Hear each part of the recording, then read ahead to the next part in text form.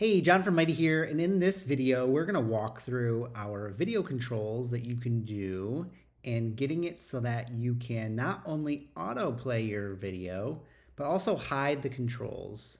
So in this situation, we're kind of just using this video as more of like a motion graphic, and we want it to autoplay as you see it did here when it really scrolls into the view.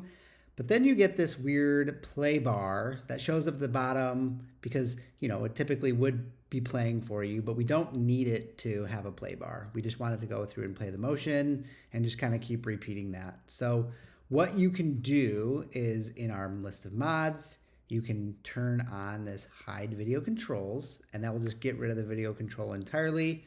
And then also the autoplay as it enters into the view. So then what the learner would experience is when they go into your lesson and they scroll down, the video auto plays, and as I'm moving my cursor around, you don't see those video controls at all show up.